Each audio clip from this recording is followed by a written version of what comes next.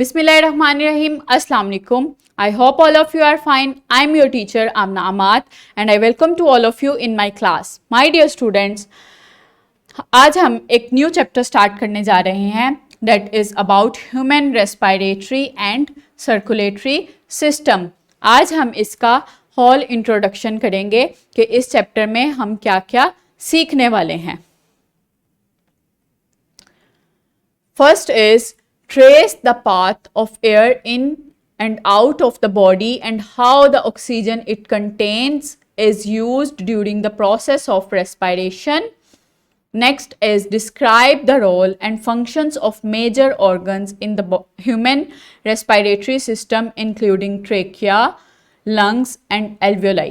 इसमें हम जो टॉपिक्स पढ़ेंगे डैट आर ब्रीथिंग, किस तरह से जो ब्रीथिंग में डिफरेंट पार्ट्स हैं बॉडी के वो रोल प्ले करते हैं और किस तरह से जो मैकेनिज़्म है ब्रीथिंग का वो होता है, किस तरह से जो हवा है वो इनहेल होती है और एक्सेल होती है, किस फ्लो में किस वे में जो है हवा मूव करती है in all body parts from nasal cavity to lungs, और किस तरह से जो है हवा इनहेल होती है बाय द कॉन्ट्रैक्शन और relaxation of different parts of our body. Next देखेंगे differentiate between aerobic and anaerobic respiration. इसमें हम देखेंगे कि जो ऑक्सीजन हम इनटेक करते हैं वो किस तरह से हेल्प आउट करती है रेस्पिरेशन में, जो और हम टू टाइप्स ऑफ रेस्पिरेशन पढ़ेंगे that is aerobic and anaerobic respiration.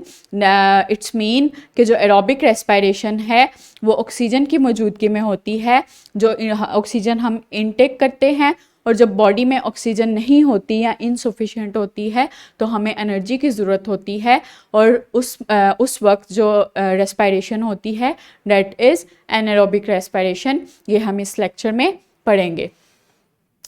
Next हम पढ़ेंगे differentiate between the processes of respiration and breathing. जो ब्रीथिंग और रेस्पिरेशन का प्रोसेस है उनमें क्या क्या डिफरेंसेस हैं ये हम देखेंगे। Next, identify practices that help keep the respiratory system healthy. Describe respiratory illnesses, asthma, emphysema, pneumonia and how they affect the lungs.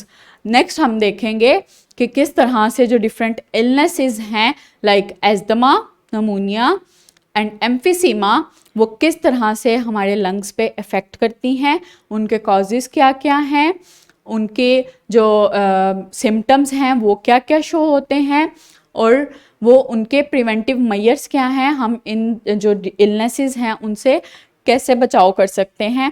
इसके बाद हम पढ़ेंगे कि वो क्या क्या तरीके हैं जिनको अपना के हम अपने रेस्पिरेटरी सिस्टम को हेल्दी रख सकते हैं।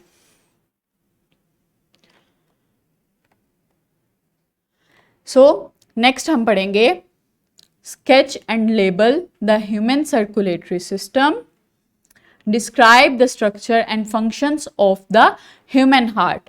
हम देखेंगे कि जो सर्कुलेटरी सिस्टम है वो उसमें क्या क्या कंपोनेंट्स हैं, हम उनको ड्रॉ करना सीखेंगे, उनको लेबल करना सीखेंगे। इसके बाद हम जो हार्ट का इंटरनल स्ट्रक्चर है उसके बारे में पढ़ेंगे, हार्ट के इंटरनल स्ट्रक्चर में क्या क्या पार्ट्स हैं और हार्ट जो है वो हमारी बॉडी के लिए क्या क्या फंक्शन परफॉर्म करता है। Next, compare and contrast arteries, veins and capillaries. जो डिफरेंट वेसल्स हैं जिनकी मदद से ब्लड जो है वो मूव करता है तमाम बॉडी पार्ट्स में, हार्ट से लेके बॉडी डिफरेंट बॉडी पार्ट्स में और बॉडी पार्ट्स से बैक इनटू हार्ट।